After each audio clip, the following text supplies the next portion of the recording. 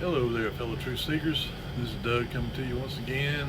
This is not Shabbat. I didn't really get a chance to do it yesterday. I rested most of the day. I pulled something in my ribs over here. The dogs did it. I went to walk the two boy dogs, and they're little Boston Terriers, but they're strong up here in the front. You know, they're bulldogs, so they got a lot of front muscle. You know, and I mean they jerked my arm around like that right there, and when they got to the end of the leash, I mean it just boom, it jerked it good, and I don't know, pulled a muscle or something there in my ribs, and I mean they really just kept me from sleeping good, because every time I roll over on it, I mean it's like painful. And then today, we got about 4 or 5 inches of snow, and I had to get out there and shovel the parking lot, and that that really didn't help it. Turn this light down a little bit; it's blinding. It's ring light around here. I'm here in the store, and it's pretty late. It's about 11:30 Sunday night, and but I wanted to at least do a little one, if nothing else, to try to get back into it. And I wanted to kind of follow on to what I was talking about last week, talking about the little season. That seems to be the big subject now. I mean, and I've really pretty much, like I said, I'm convinced that we are. And I've been listening to this channel called, see, I got it wrote down here, Tired of Make Believe. And he's kind of saying a lot of the same thing I was saying. I mean, he's got a few things I don't necessarily agree with, but again, it's the kind of thing that we really don't know. And that is, where did we come from? Where did our progenitors come from? Well, he postulates this about like the Cabbage Patch Kids and the incubator babies and all that stuff. Well, yeah, it may be true. I mean, that they were, maybe paying women to have babies or whatever, to just have them, and then they would raise them in these incubators. But there's also the possibility that when you look at these catacombs and stuff like that, that is over in Europe especially. I mean, we don't know that there ain't some here that just they've been kept hidden, but the catacombs over there in Europe, in those just millions of bodies, skeletons, that those were the people that came out of the millennial kingdom that would not go along, because I believe that they knew, they were aware that the end of the millennial kingdom was coming, and that the little season of Hasatan was going to begin. And I'd say they were trying to prepare as best as they could, because they didn't know exactly what was going to happen. Because here you've had a 1,000-year period where he's not been active. He's been in this in deep storage, basically. And so they don't know what to expect. Well, I think, and I've talked about this, I think that they were people in that millennial kingdom that they just went along. They basically were biding their time. And people's lifespans were extended.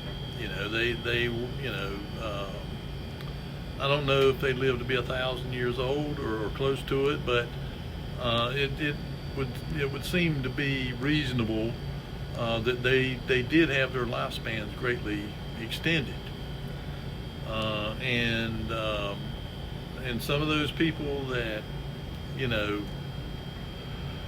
had went into the millennial kingdom could very well still have been alive at the end, and we don't know that the millennial kingdom itself lasted exactly 1,000 years. I mean, we don't know that. But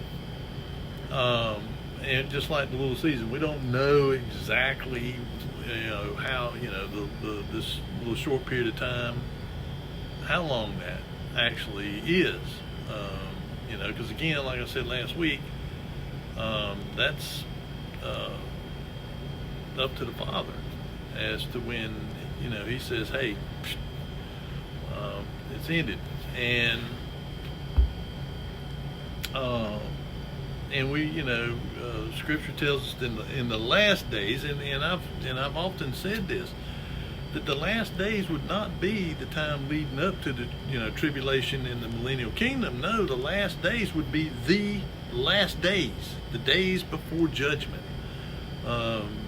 I didn't never really call it like the little season, but to me, it always just seemed that when it was talking about the last days, that would be the time right there before judgment, but that would be the little, the release of Hasatan, and he is in complete control of this world. Because the people, like I say, those that through the millennial kingdom, that they just were biding their time. They did not want to be ruled by Yahushua. They did not want to be ruled by him. But they, really, didn't have much of a choice. It's either you go along with my rules and my laws, or you'll be terminated, or whatever, whatever, he said that, like to the Egyptians or whatever, if you don't come up to Jerusalem to the Feast of Trumpets or Feast of Tabernacles, then you won't get no rain. And I'm sure there was other punishments for other infractions, maybe even death if you killed somebody or something. There might have been a death penalty or whatever. I don't know. I don't know how that worked during that period of time, but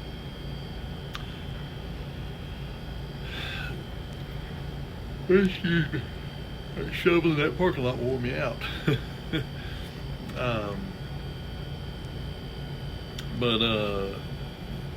So you had those people that went in there, and probably all along, they're thinking, whenever this comes to an end, I'm gonna side up with Hasatan, and get me a cushy position, and they or even if they weren't even thinking about him, they were just thinking about whenever it ends, I'm gonna get into some kind of way of getting power and control or whatever. I mean, just people that just naturally gravitate to having power and control over people. They're just people that believe in their own minds that they should rule over everybody or be over people. And I don't think that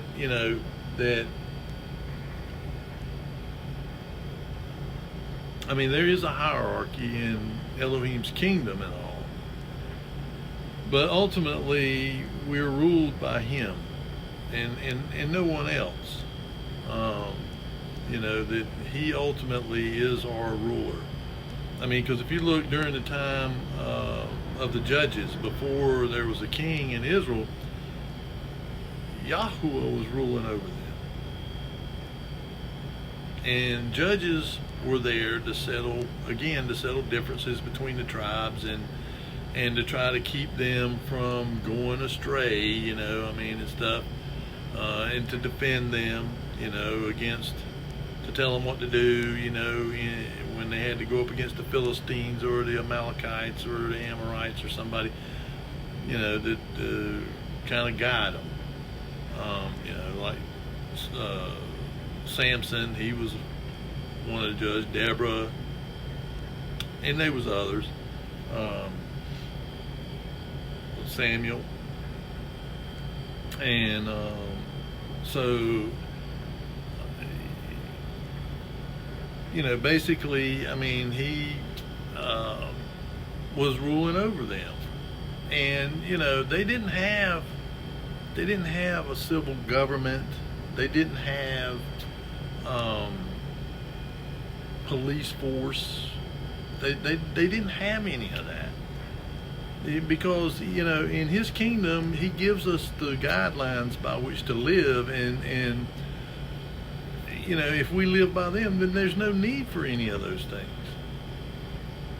You know, those things are there to enforce their will upon you. Government, law enforcement, all that's they're there. Yeah, you know, they're supposed to keep criminals in check, but you know, as we see today, they have become the criminals pretty much. You know, legalized criminals, and that are in positions of of authority or whatever, and this guy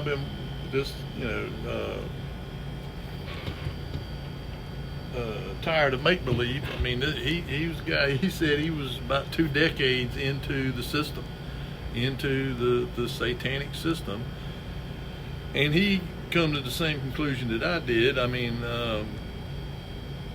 that you know, it was based on about 5 foundational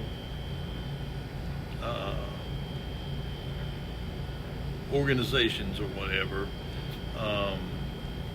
Finance, medical, education, banking, you know, financial banking, government and law, and you know, and religion. I mean, these all play a part in the deception.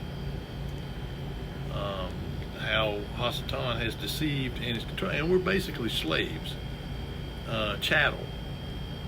And we become full-fledged chattel in 1933. I mean, that's when they really, you know, we become collateral for debt. And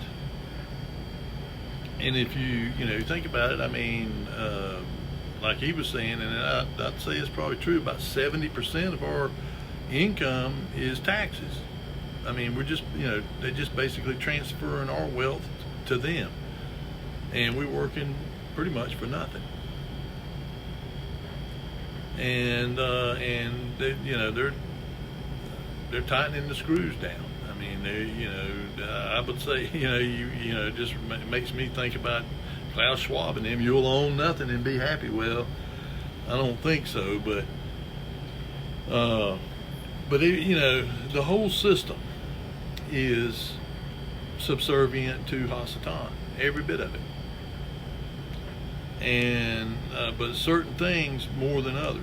You know, I mean, those particular institutions, the medical system, the government, law enforcement, you know, the banking, financial system, the educational system, that's all outlets of Hasatan. They're all part of his deception, mind control, brainwashing.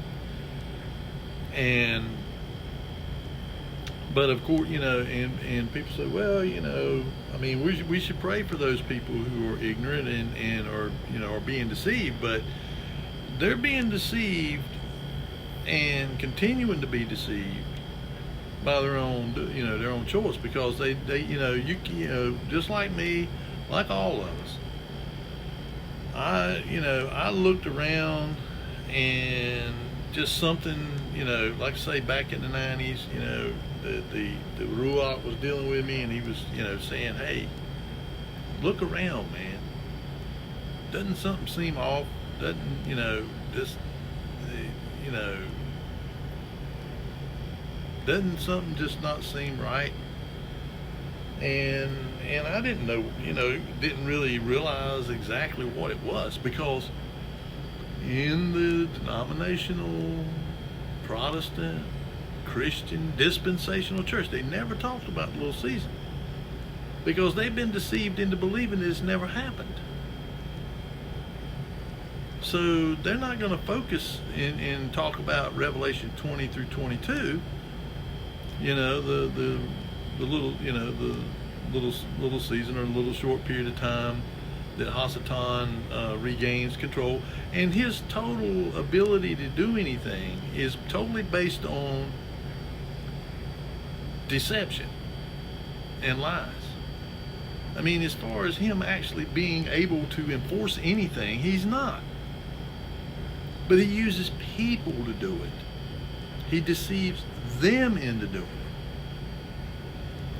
it. And, based on, he probably tells them, look, if them people that come out of the millennial kingdom, the controllers, the ones that are at the very top, been at it, ever since he was released.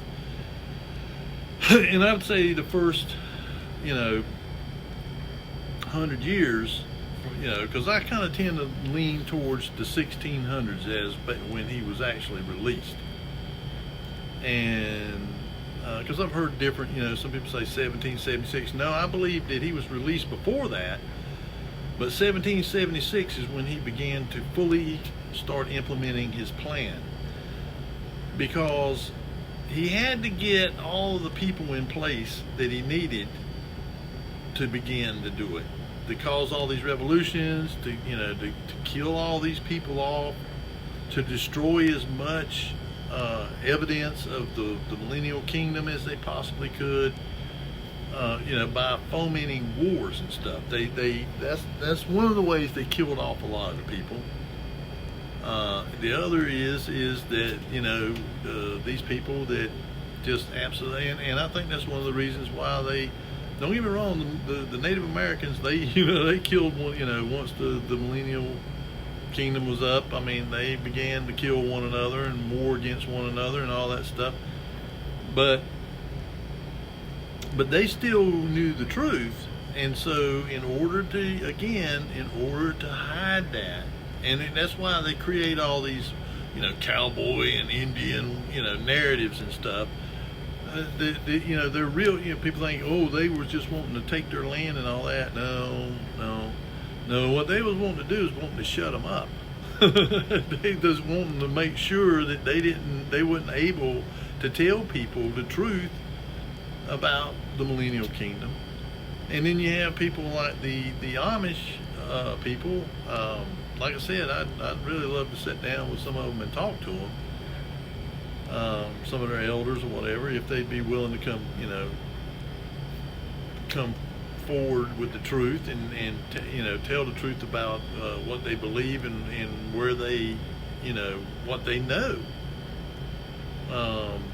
Because they, and I've been hoping to see one of those little videos from that guy, Tartarian Biblical, interpretation, or whatever his channel is.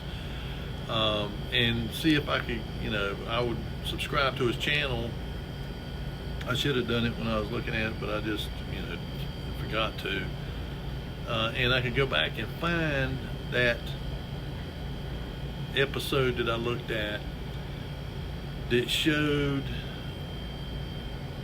him, this guy that wrote some kind of a book in the early 1600s, telling that the millennial kingdom was getting ready to come to an end and the little season of Hasatan was going to begin. And I think he wrote it as a, sort of as a warning to people. And so a lot of, the population, it was killed, they were killed off, and then their children and stuff was, re-educated, brainwashed, sent to these insane asylums, and then these others, they were taking the, women and people, that were willing to go along and all that stuff, and, with Hasatan, and they were just using them for breeding meals, just to have all these babies, and then they went, and they would put them in these orphanages and stuff, and then as soon as they got and selling them, they were selling them, and to factories and stuff like that for labor. I mean, my grandmother was working in a cotton mill at 10 years old.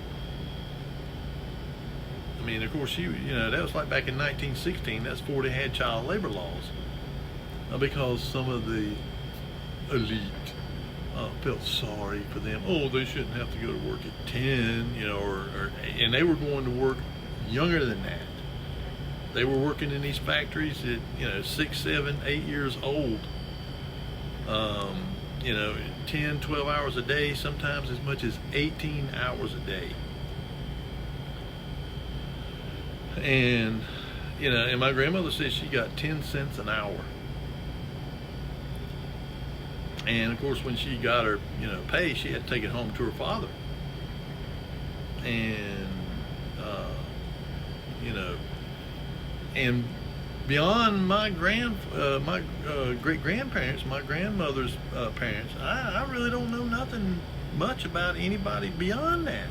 I mean, I think about that. Well, you really cannot. You can go to Ancestry and all that stuff, and who's to say that they ain't just making that up? Because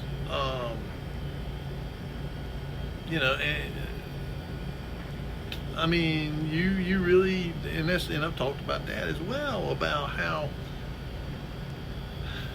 you could say that you did something 100 years ago. Well, who's going to come out and say that they didn't?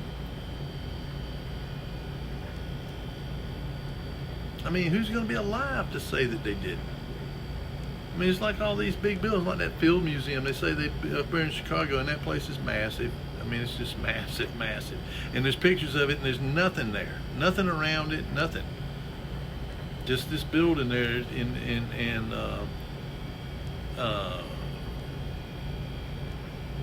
this guy on that My Lunchbox channel, he goes to these people, writes them letters and whatever, emails, sends them to them, and hey, I want to see the blueprints. And at that period of time, and they say they started building it in 1909 and finished it in 1916 or something. And he says, well, and according to the narrative, they've been requiring in Chicago, they've been requiring you to have a blueprint and load calculations and all this stuff since going back to the 1870s, 1860s. You're supposed to have all of this documentation, employee logs, how many people you have working for you, how much equipment there was.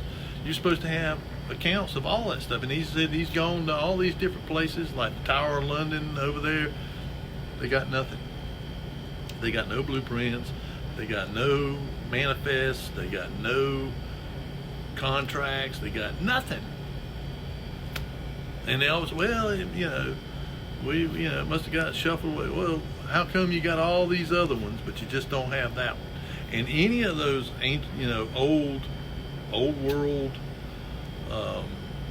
Millennial Kingdom, Tartaria, whatever you want to call it, buildings,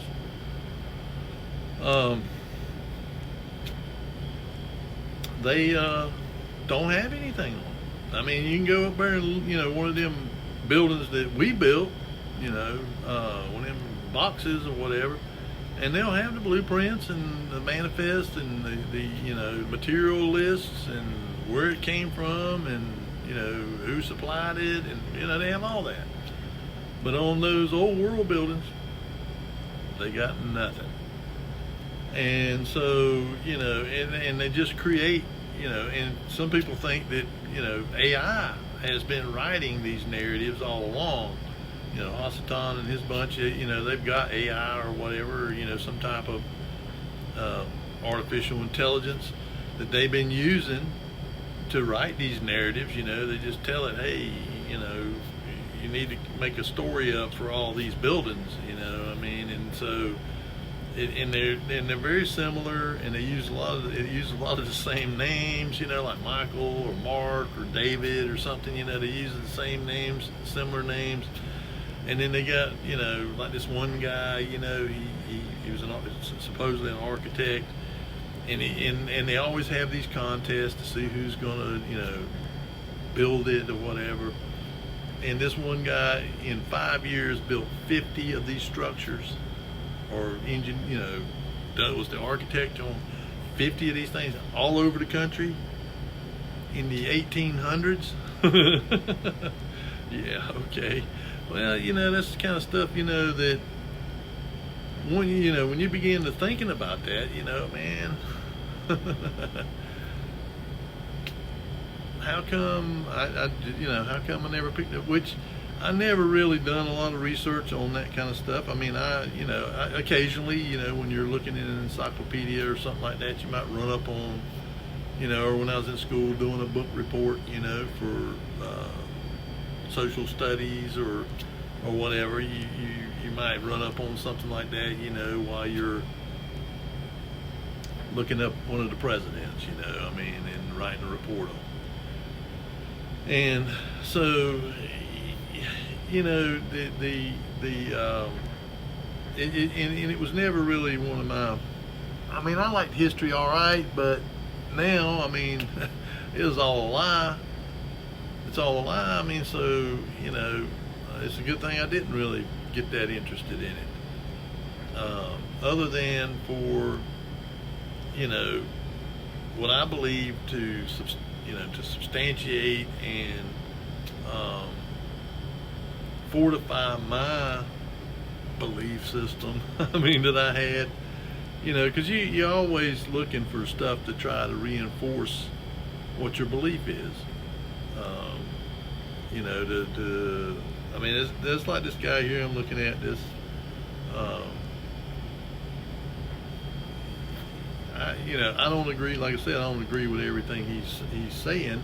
But then he also says, look, there's a lot of people that are, and it's a growing community, and it is. It's a growing. I believe every day more and more people are coming to the conclusion that we are in this little season. And there's and they're digging up more and more and more evidence, because the problem with with information and documentation and books and stuff like that, some of them, like the Bible, there was just too many of them around for them to get rid of all of them. They just couldn't. It was impossible.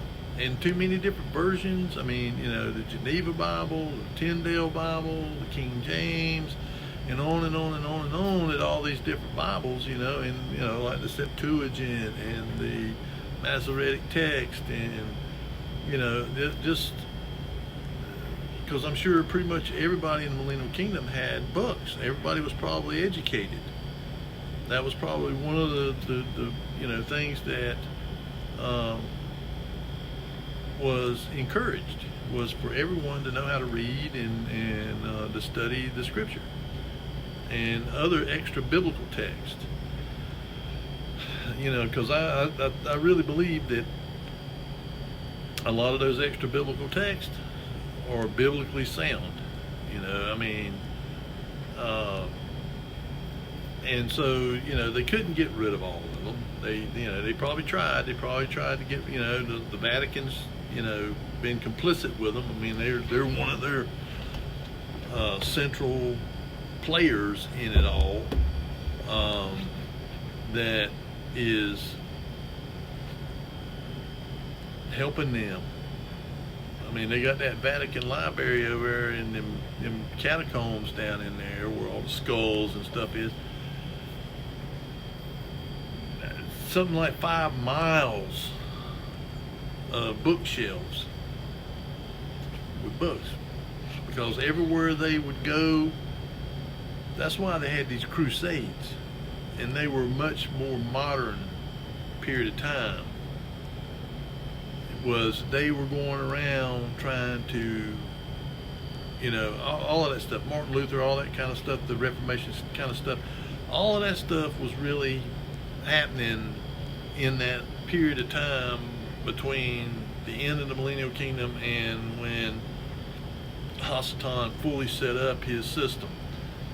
1776 is when I believe that the launch date was. I mean, because that it seems like there's all these different events. There was the French Revolution and the American Revolution and all these other events that kind of correspond with that same period. And then right after that, of course, in the 1800s, that Bertolli, whatever, put that statue of Satan out there in New York Harbor with his, broken chain. And all in that same period from the 1600s up, you had Copernican and Galilean heliocentric cosmology,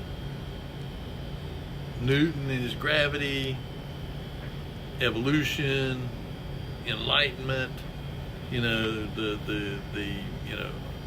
all of that stuff happened in that same period of time. Anton Mesmer and his mesmerization, all them things all coincided in roughly in about 150-year period of time there. All of that stuff happened. And then, and these royal families and these banking families, they're all interrelated. These presidents, all the presidents, they're all interrelated. You cannot be a president in this country unless you are. I think the only one that wasn't was James Monroe. If they're telling the truth about that, but I think he was the only one that was not related to John Laughlin. And so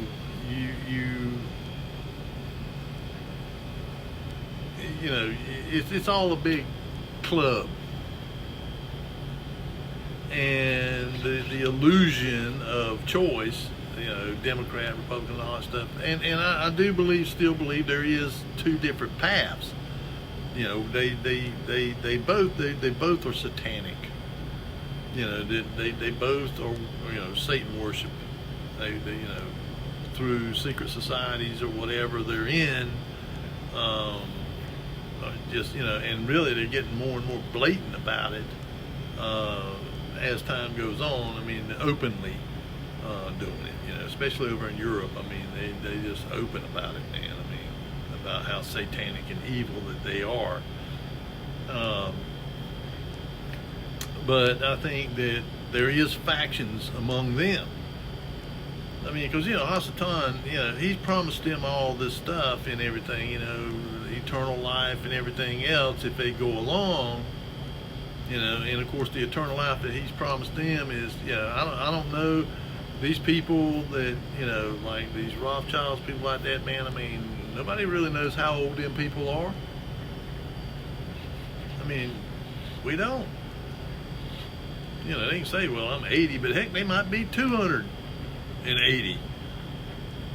We don't know. We do know that, I mean, there's, stuff that they can do. We're finding out that they can do to extend their life and stuff like that. I mean, but there's a price to pay for it. And of course, he's, these two factions, right-hand path, left-hand path, and all that stuff, it leads to the same place, but that's Hasatan, divide and conquer. I mean, it's like useful idiots. I mean, he knows what his final fate is, and there's nothing going to change that. And he knows that. Even though he can try and convince them, oh yeah, we can win, boys, we can win. All we got to do is, he knows that ain't going to happen. He knows the script and his place in it, and what his final fate is. Eternity in the lake of fire. He's an immortal being. But, so he convinces them of this. You'll have great wealth and power and, never lack for anything. anything that your heart desires you can have, and eternal life. And then also this guy was talking about, and I've heard of these things, but I never paid much attention. I try to stay away from stuff like the Zohar and the Kabbalah and all that kind of stuff. But the golems, where it's almost, it ain't quite like voodoo, but they can make these golems. They do some kind of a ritual or whatever, and then they take and form this golem inside of a pentagram, and they form it from dirt, just like Adam was made from the dust of the earth. And somehow or another they can animate it, and they put these letters on them, these Hebrew letters or whatever, and supposedly they call it homogenesis or something like that. I've seen that guy there on that Taking Back, Tired of Make Believe. That guy, he was talking about that may be something like how they made all these babies, like test tube babies or whatever. I mean, who knows? I mean, we don't really know what all is possible, man. I mean, we think we do. I mean, stuff seems far-fetched, but it's like I've said, there's nothing new under the sun. Anything you can think that people can imagine or think to do has already been done. So, there's even depictions of people being born out of an egg. Coming out of an egg. I mean, is it true? I don't know. And I don't really think it makes much difference. But, all I know is we're here. And we're faced with this reality that, we're in. Again, I say that this period of time is reflective of the time before the flood. Tell you the end from the beginning. I believe the end is going to be like it was at the beginning. I mean, if you look at what Enoch says and Jasher and these other extra biblical texts and the Bible, I mean, the things that they were doing. They were creating chimeras. They were creating these. They weren't golems. They were Jindus or something. They were like, I believe they were what we call these Neanderthals. That they made these Neanderthals, and according to what these books say, they hated human beings for making them, because they were, they were not intelligent. They were almost like an animal, but just a little bit above an animal, so they were after humans, and then these giants, the Nephilim, they were decimating human beings because the humans could not supply them with enough food. There was a lot of them, and they were, and people can say I'm stupid, crazy, or whatever, but they were, I mean, these giants were enormous, man. I'm not talking about 10, 20, 30, 40 footers. I'm talking about a half a mile tall. And people think that's insane, but it's not. And they were. I mean, Enoch says they were 3,000 ells, and they say that's somewhere between a quarter mile and a mile. They don't really know exactly what that measurement represented, but so they said like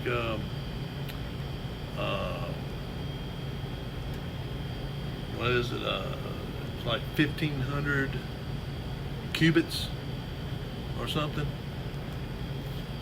which is over a half mile. So I don't know for a fact what that measurement actually represents, but they, scholars and people like that believe that it represents 3,000 ells is about 1,500 cubits. And I think a cubit is like, there's two different ones. There's 18 inches and then there's 25 inches. One's like a royal cubit and the other one's is like a common cubit or something like that. But anyway, they were ginormous, and it says that they consumed all the acquisitions of humans. Everything that humans could go out and gather, grow, and kill, they were eating it. And then they began to eat humans. And so, now, are we going to see these super giants like that now? I don't know. Is everything, that Hasatan's got going to get thrown into the Nephilim, and I know the demons are going to be involved. I mean, obviously, the disembodied spirits of these Nephilim, but it would stand to reason that if there's any of those Nephilim still around, or new ones that have been made since, because in Genesis 6 it says there were Nephilim in the land in those days and also after that. So, I mean,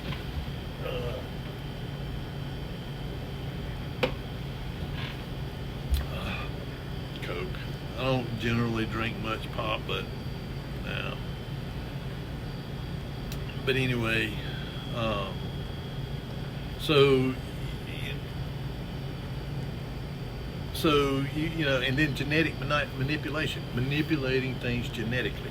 I mean, it talks about that in Jasher, that they were, mixing animals and stuff like that, mixing animals and humans, chimeras. And we see the same thing going on now. I mean, I was just seeing something on there today where they was showing where, taking pig kidneys and transplanting them into humans.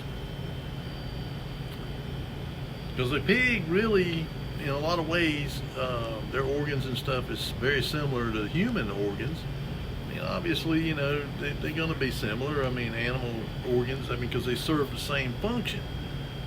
To pump blood or filter your urine and the water or whatever in your body. I mean, stuff like that. But genetically, they're different.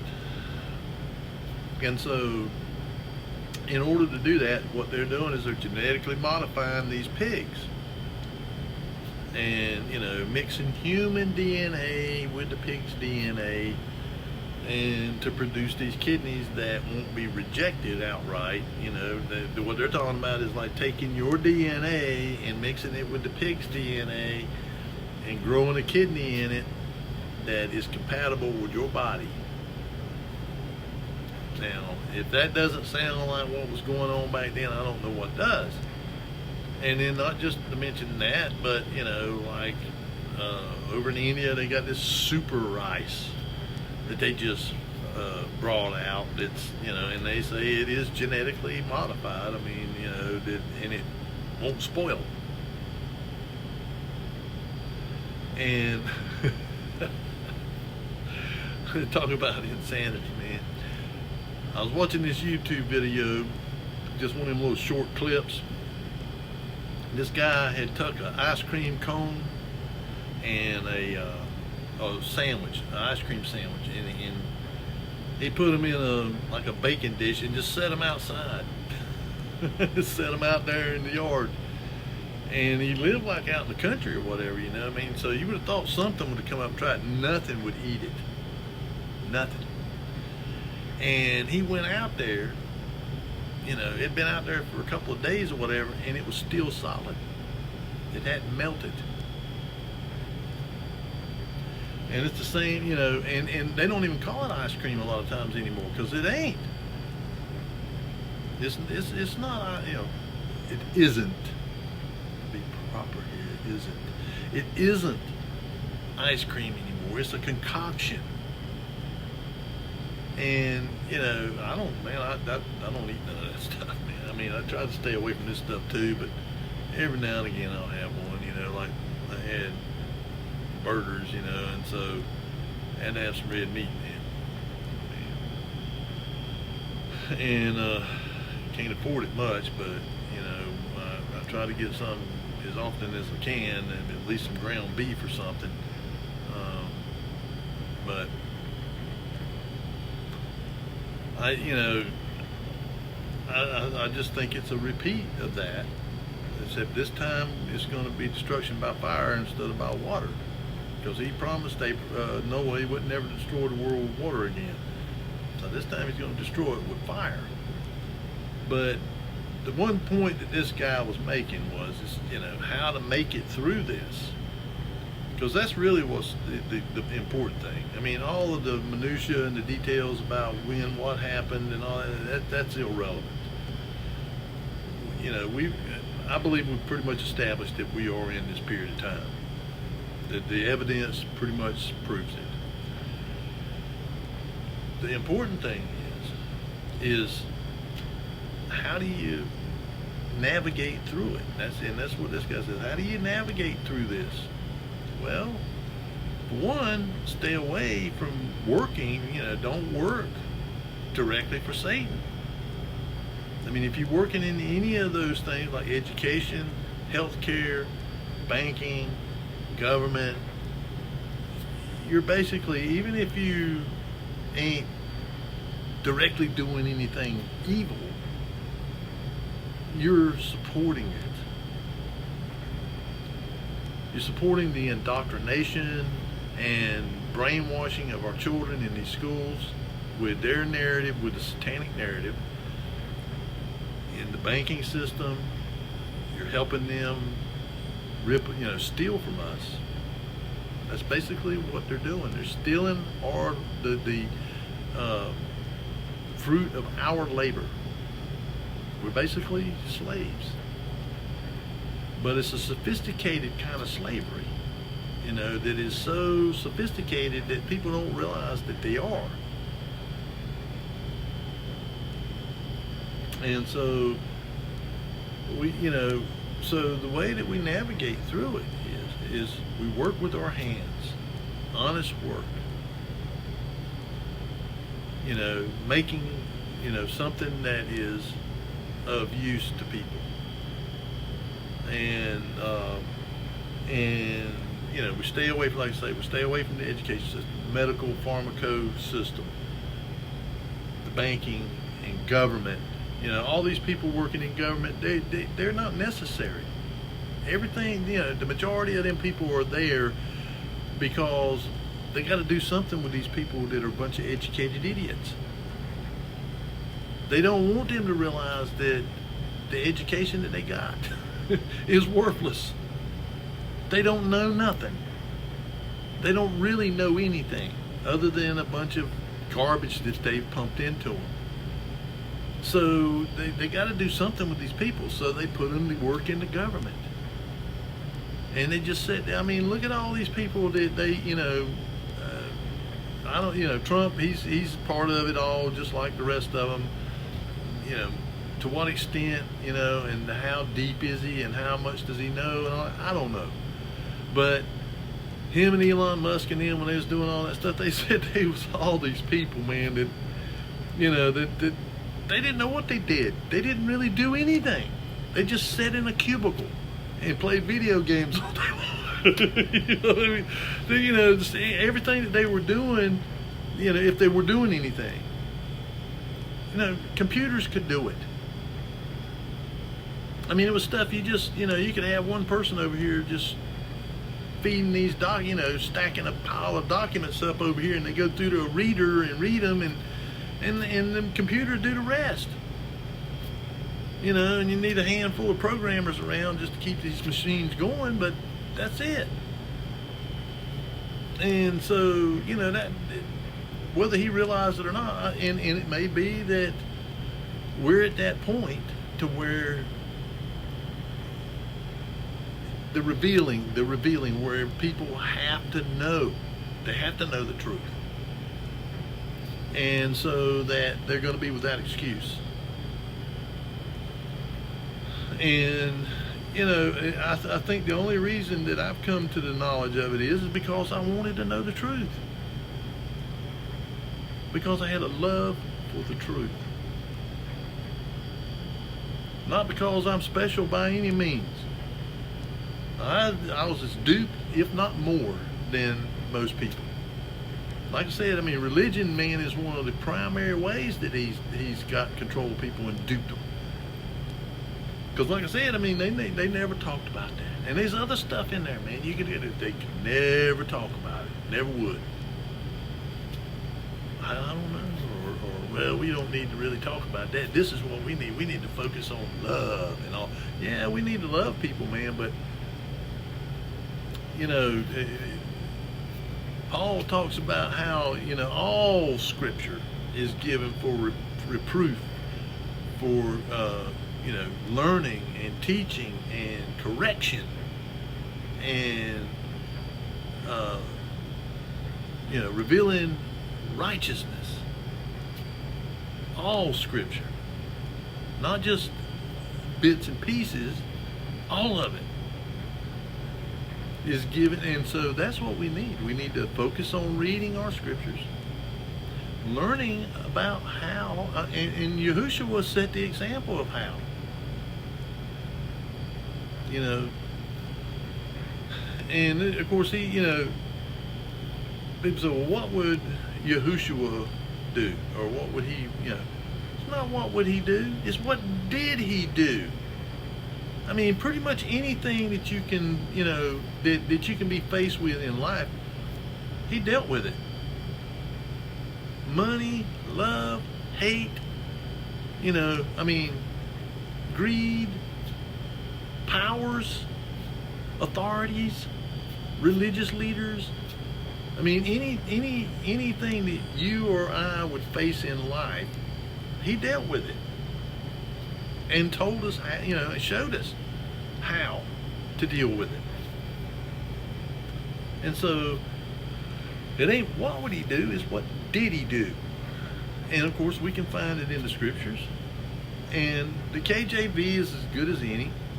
Like I said, the Geneva may be better. I don't know. I've never read it because, you know, it's in old English. You know, so it's very difficult. You know, if they would, you know, bring it up to, you know, diligently bring it up to, you know, into modern English. You know, just replace the words with the equivalent word today, you know, because, I mean, they would use, like, letters in there, like an S or something, where, like, in trust, it would, you know, it would be a B, you know, and like a TRBST, and, you know, and they just had the lettering was different and stuff. And so it just makes it difficult to read. But, excuse me, I'm telling you, man, that I mean, I don't, y'all ain't really aware of how big this parking lot is, but it's you know, it probably hold 10 cars, and I shoveled it all up, and I've done it in about an hour, and because I you know, I just like to get stuff done. I mean, you know, I don't want to sit there and log it, but I did have to come in and double up on the gloves because, man, I thought I was going to get frostbite because it was cold. That wind, man, I mean, it was, I mean, it's in the single digits here right now, and so it's cold. But anyway, I'm getting off the track here. But, you know, refrain from all appearances of evil, and don't walk in the ways of the ungodly, or sit in the seat of the scornful, you know, and reprove them. And, you know, because, and I've said this before, evil triumphs when good men do nothing. You know, Satan can't do anything against us unless we let him.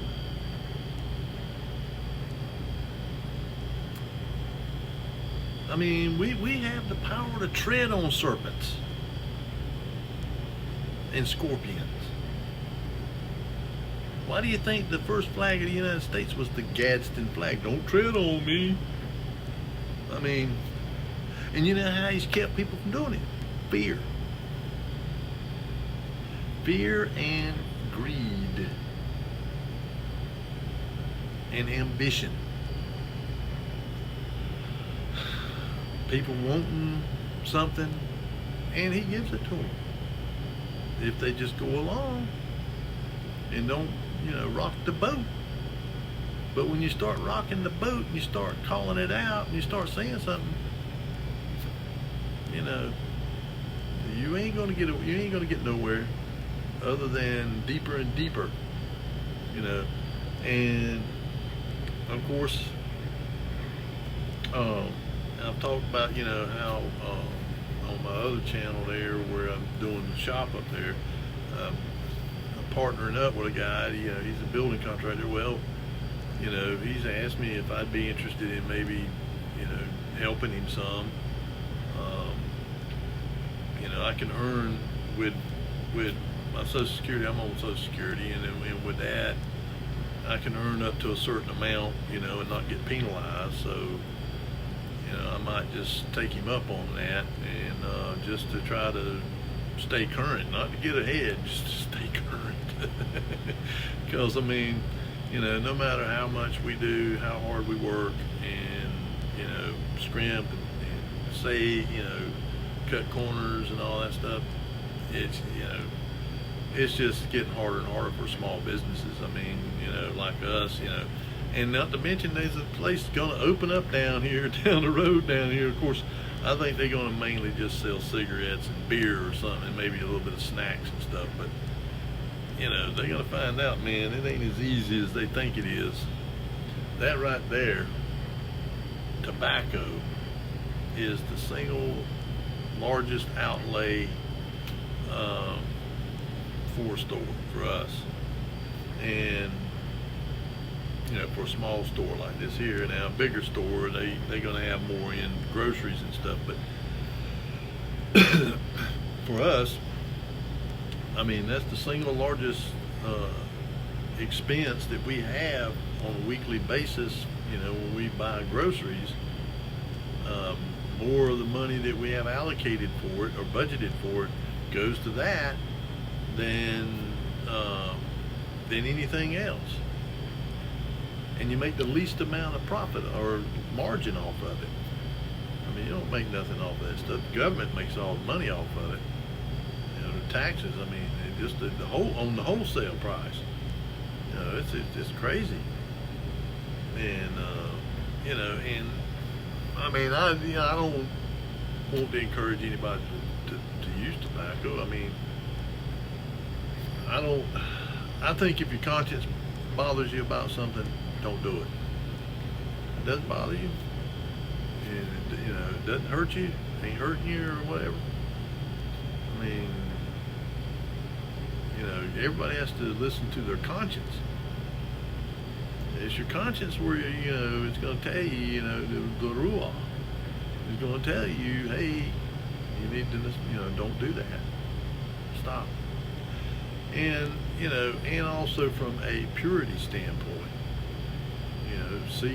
we should seek to purify ourselves and to refrain from anything that is going to, make us unclean. But this is like I said last week, it's a fascinating subject. But I really think that we're seeing all of this geopolitical stuff going on over in Europe. It's in chaos over there. Of course I'm not there, but listening to some of the people that are there and live there, they talk like it's just gotten insane. The European Union, the European Commission or whatever, and a bunch of unelected bureaucrats that are making the decisions for the whole of Europe. And they come out and give old Elon Musk a big old fine, like 140, which, you know, really in the scheme of things with, you know, the amount of money that he has and the amount of money that his businesses generate, it's a drop in the bucket, $140 million. But because they, you know, they want censorship over there because they don't want these people finding out the truth about stuff. They want to keep feeding them a narrative. See, that's the thing. That's why I believe we're coming to the end of it, because Satan realizes that the dupe is up. People are awakening up, you know, and they're beginning to realize that something ain't right. Now, don't get me wrong. There's going to be a whole lot of people that's going to keep right on rolling along with him because they like their cushy life, they like the money, they like the position, they like the power. You know, they'll go right on along. You know, I mean. But more and more people are beginning to realize that something's wrong, man. Something, you know, that you know, I'm thankful, you know, that one, I dropped out of school when I did. I quit in the 9th grade because I just felt like what they were teaching was just kind of, you know, I did at least kind of have some kind of a feeling about it back then. You know, this is malarkey. What does this have to do with life, you know, making a living and you know, being productive in the world? I mean, it doesn't. It didn't. It's just, you know, he was saying where the guy that was over the Board of Education or whatever back in the days when Roosevelt, John Rockefeller was implementing all this stuff, you know, with the medical stuff, doing away with the real medicine and implementing this poison stuff. And he also got a hold of the educational system, and he told him, says, keep them busy and stupid.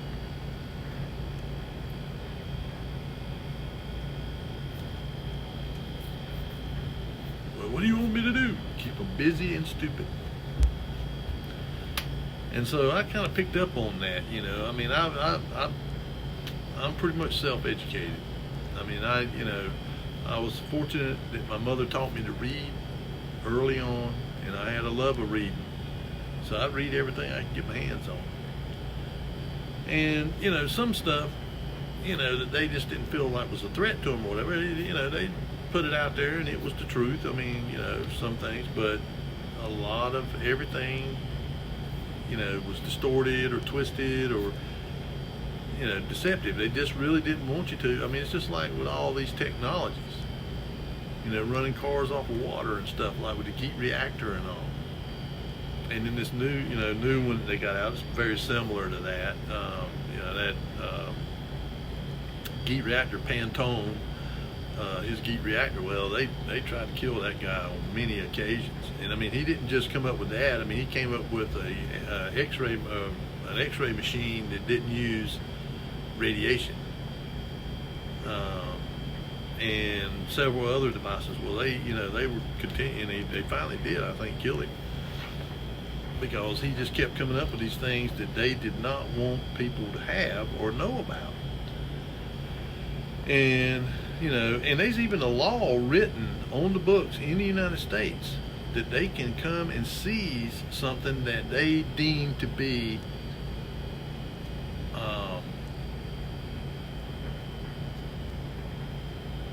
a threat to economic stability. In other words, it's going to, you know, affect the Rockefeller's oil business, you know, energy, like the Tesla stuff. And, you know, Tesla, like I said, Tesla did not invent that stuff. He was just reverse engineering it. He'd already, you know, they already found that stuff, like that power plant up there on the Niagara River up there. It was already there. And he just figured out how to make it work. Because it's like I was saying about the electric streetcars, they started having to pull them with mules and horses because they couldn't fix them. They didn't know how. They didn't have the know-how. They were already here. Trains, same thing.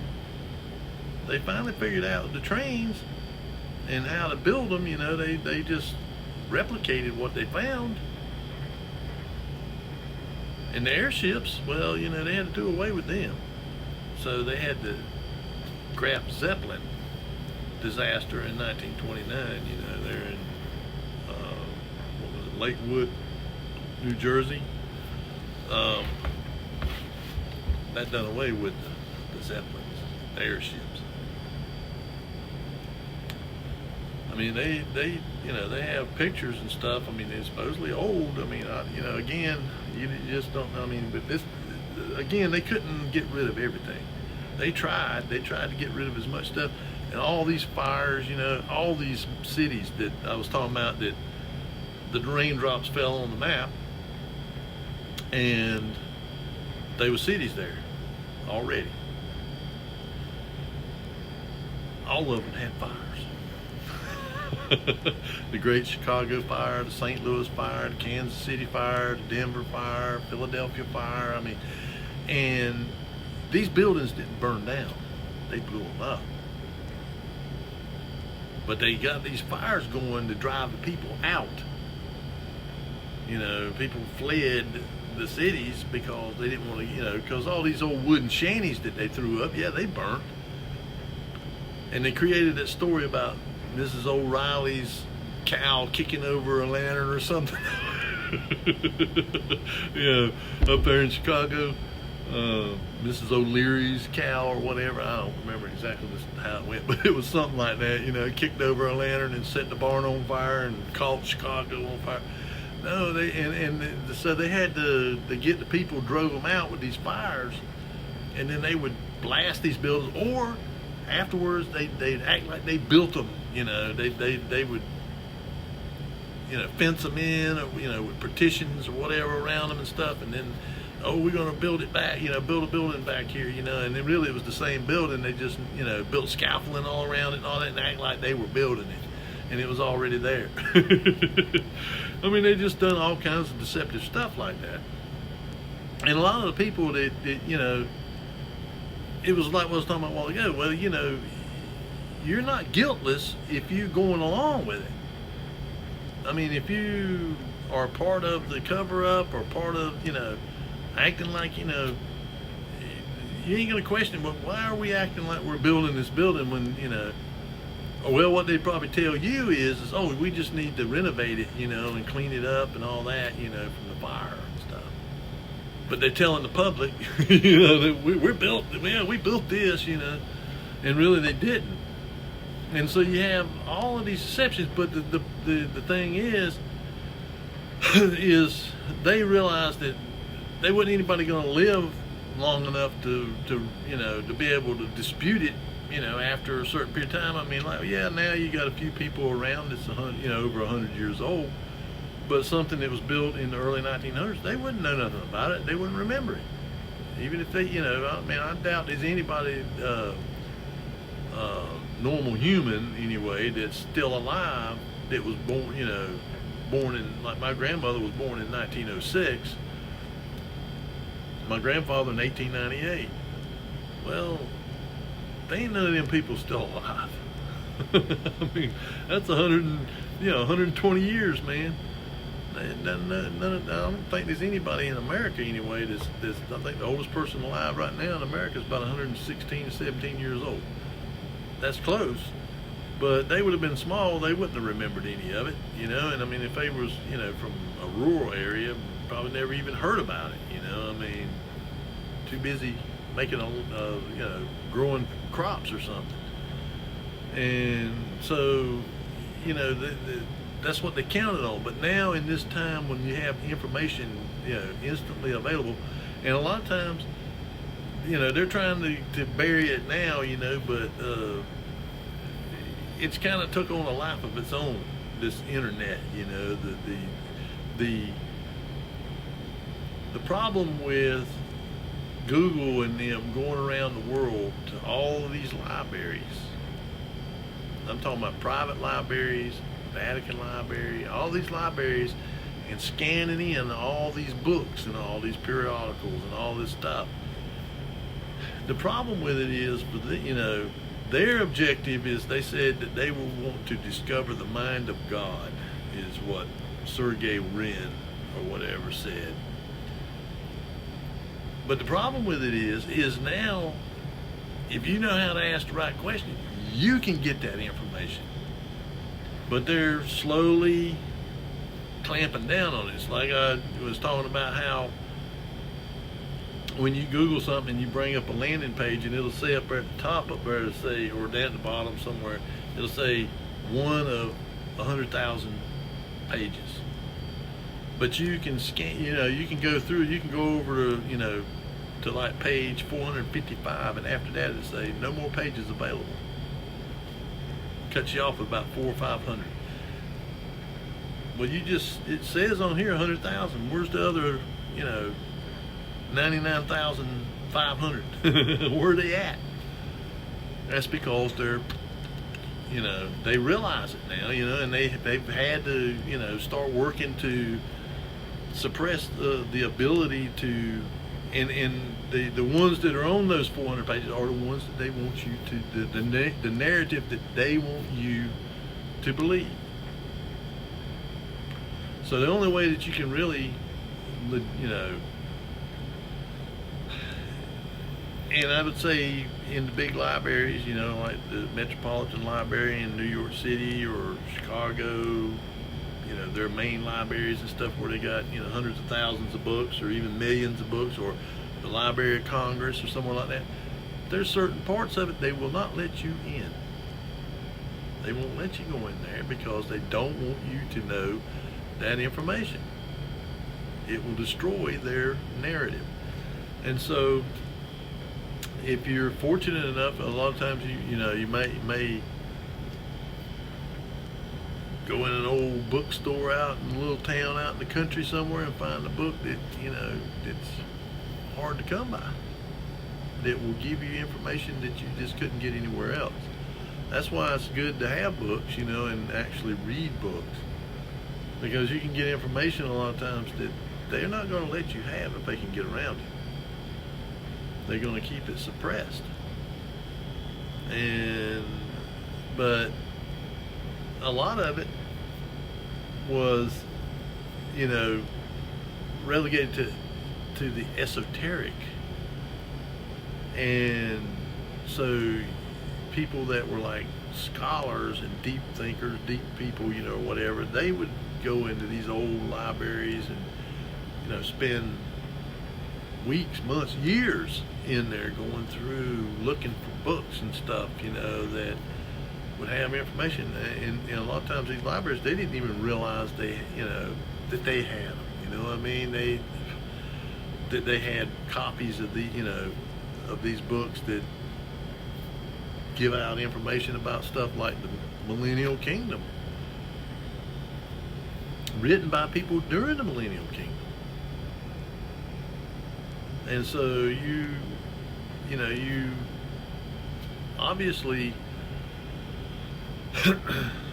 I'm sure now, they got people that if there's books that they know or that are forbidden, then they probably got people that go around and are going through their libraries and looking for these books and finding them and taking them and pulling them out. Anything that is going to expose heliocentric cosmology, that's going to expose that, that's going to expose evolution, that's going to expose all of these deceptive lies of Hasatan. And so, and the people are going to be without excuse. Because when the truth is evident by the things that are made around us, the truth about Him, about our Creator. And there's the place to start. If you don't know anything, that's okay, I accept there's a Creator. Now reveal yourself to me, reveal your truth to me. And He will if you really sincerely want to know. But most of these people don't want to know, because again, they like their cushy life. They like having their nice car, they like having a nice house, they like having a vacation, they like all these things that Hasatan lets them have. But he's since he's coming to his conclusion here, Now is the time where to go whole hog on the implementation of enslavement, full implementation, not just this partial deceptive type of enslavement, but the kind where you get a Neuralink chip slapped in your head and you get connected to the cloud kind of stuff, and then they get control of you. No, that's exactly what they're working their way towards, and I mean, this stuff would, like I said last week, they're breaking their neck to get this AI stuff up and running. I mean, and they're putting it in places even when people are saying we don't want it. They're putting it there anyway, and they're, because there's water there and extra power or whatever, and we're paying for the power. That's one of the reasons why people's electricity, it ain't inflation. It's because they are sucking it all up, and we're expected to pay for it. But then we're chattel. We're slaves. And so that's, and basically having to pay for our own, and we've been paying. We've been paying for our own enslavement, paying for our own, demise. And of course, like I said, it's two sides. Hasatan likes that. I mean, he's going to make them fight until one of them comes out on top, and then that's the one he's going to use to implement his final plan.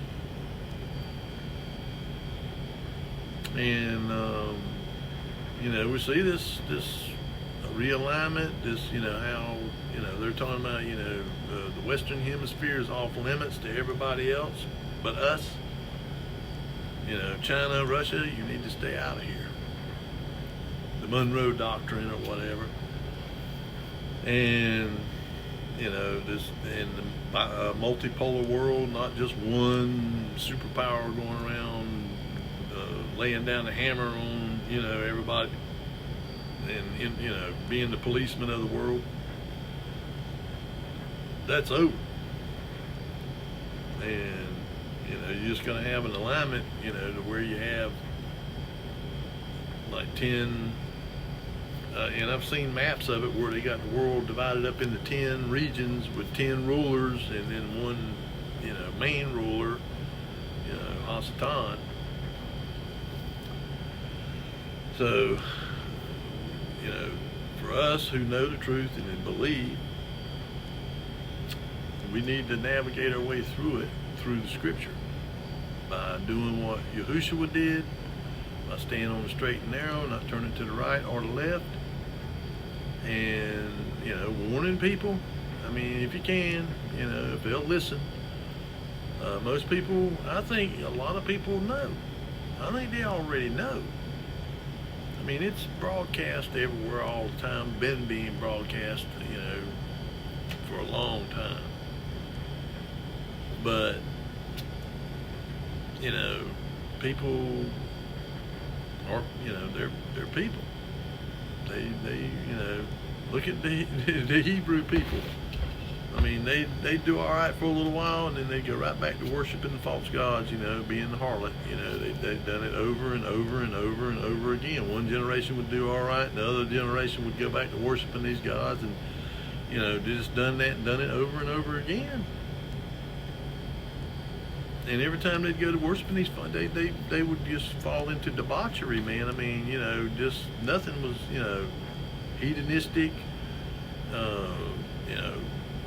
sacrificing their children, and people say walking through the fire and all that stuff. Oh, that was just a ritual and all that. No, they literally would burn their children up.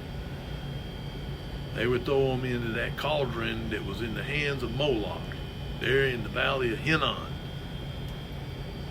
And so, they did do it. They did sacrifice their children. And these people that don't believe that, that's just more, oh, that's just an allegory, and all that. No, it is not. And we see it right now, full in your face abortion. That's all that is, modern day child sacrifice. And whenever you talk about taking that away from these people, man, they go ballistic.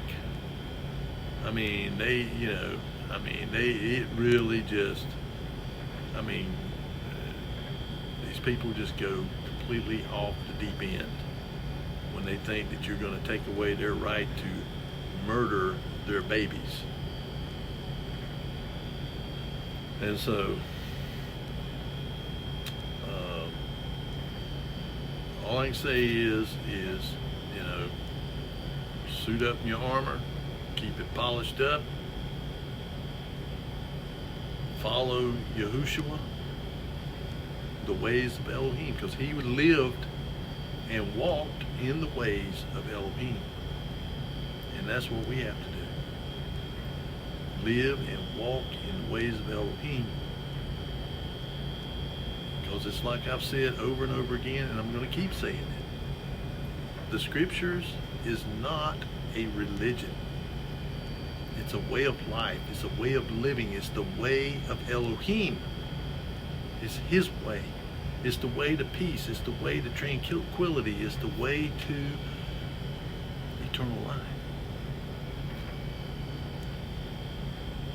And prosperity and everything else, man, because, in his kingdom, in the eternal kingdom, we're not just going to be floating around on clouds playing harps. He is an Elohim of work. And he expects us to work and to be productive. But there's not going to be like a need for money or any of that, There'll be an abundance of everything. But you'll be expected to, what abilities that he created you with. He will expect you to, fulfill that.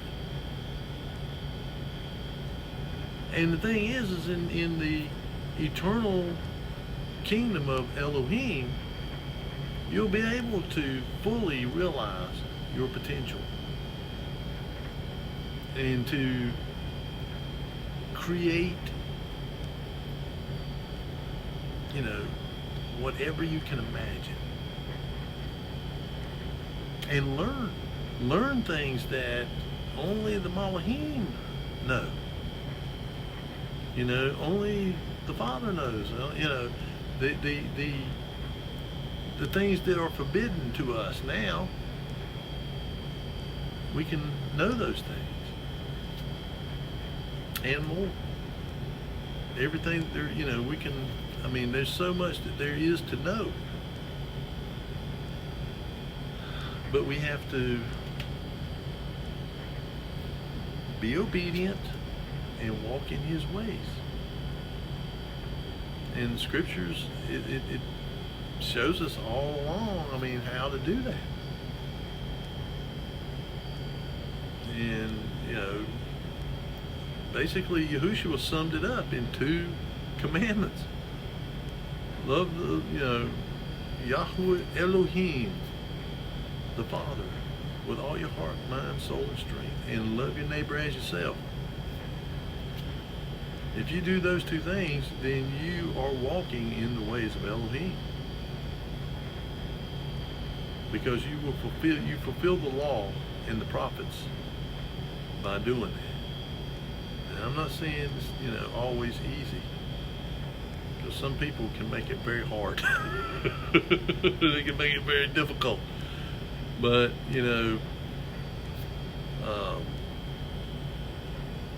we do our, if we rely on him to indwell us, and we're a part of the body of Yahushua, then we can do it. And so with that, I'm going to end this here. Hopefully here before long I can get back into actually doing some Bible studies, bringing up some scriptures and stuff, because I want to get some that are related to this subject, because all that other stuff, like I said, is in the past. We can look at it from an historical perspective, but I think that what's really pertinent is where we're at now. And because I think this is going to be, I think spiritually this is going to be worse than any other period in the history of man, going all the way back to the beginning. I think back then was the same way, because he says whenever he looked down here, he saw that man, the imagination of men was towards evil continually, and that's the way it's getting like now, to where their imaginations are toward evil continuously. I mean, they just can't, and a lot of them, excuse me, are so deceived they can't see.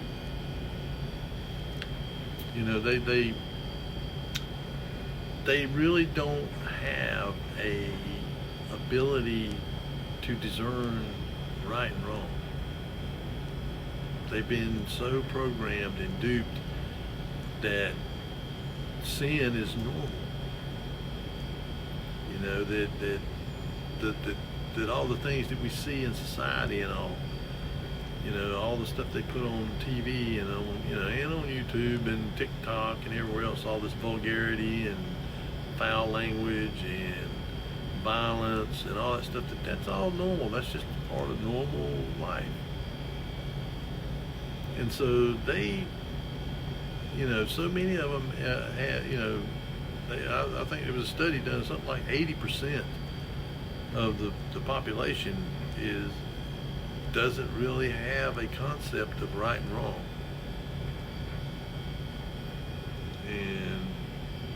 And they proved it through experimentation. I mean, where they experimented with these people. They were pushing a button, and every time they pushed a button, there was a person in another room, they would scream. It was shocking them. It really wasn't, but they didn't know that. And only like 20% of the people refused to do it. The rest of them, jeep, jeep, hey, can I do it again? Beep, beep. They didn't realize the wrongness of it. They thought it was funny that they were making this person, tormenting this person. And about 20% of them got up and left, said, no, I'm not going to do this. Because they knew it was wrong. Even though they really wasn't shocking them, they was just, they were making them think they were. He said, now, if they don't give you the right answer or they don't tell you the right thing, you hit them with that. And so they, and the person in the other room, when they'd see a light come on, they go, ow! I mean, it ain't funny, but I mean, it is comical that, people dream up stuff to try like this here to see, but it's not funny that people are that spiritually unaware. and I see it every day. Okay. And it really probably is about like that. About 20% of the people I see, they really try to do what's right. And like this guy that, I'm looking at partnering up with, he's a really decent guy, and he's a believer, and he tries to do the right thing. I mean, he's a generous man. He does really good by his grandchildren and stuff. And so, but there's a lot of them I see around here, man, they just really don't know right and wrong.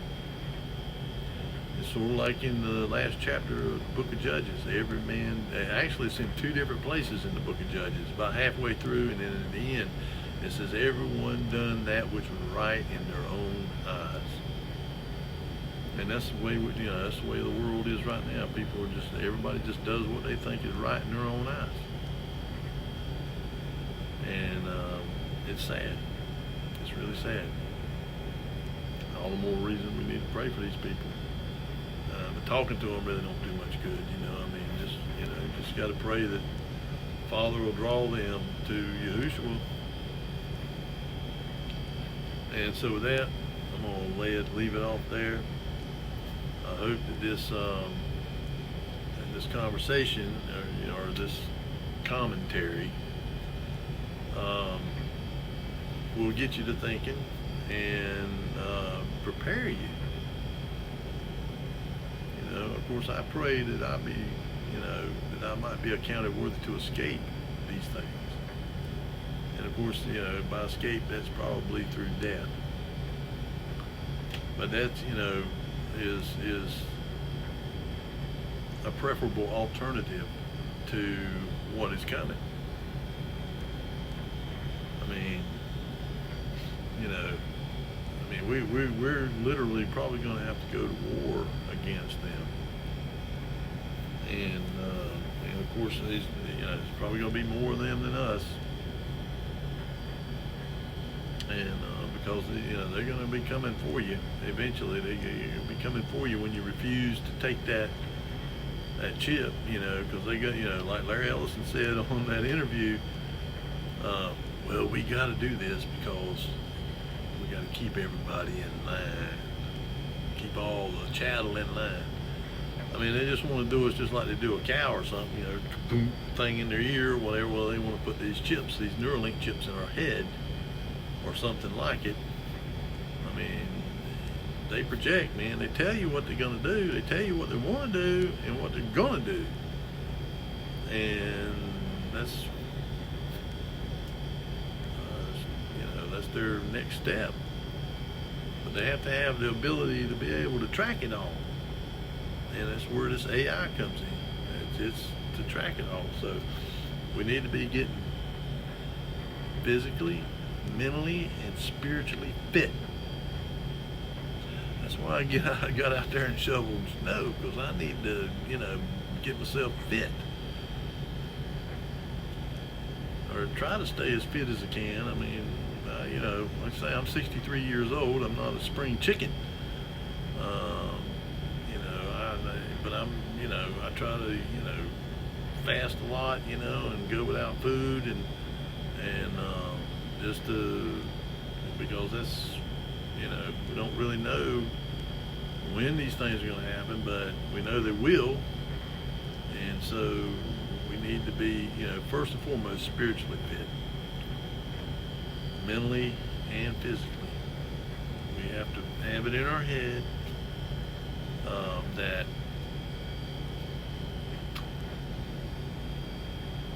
these things are going, will come to pass.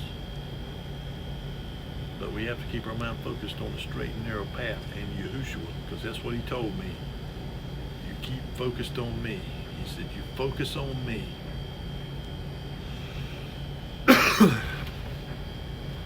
Because what he tells his disciples, he says, they said, show us the Father. He says, have I been with you so long that you don't recognize me? Talking to Philip, I think it was. So when we see him, we see the Father, his physical appearance. Because he was the fullness of Elohim bodily. He was all of it. And so with that, I want to close now. I love you folks. I hope you'll all be blessed. And I'll see you again on Shabbat, hopefully. If Yahweh was willing, again, like most of these last Shabbat stuff, I've been resting, man. I mean, it's a day of rest, and that's what I've been trying to do, is rest. Because I've been pretty physically active, and it's, it kind of wears me out. So I'll see you.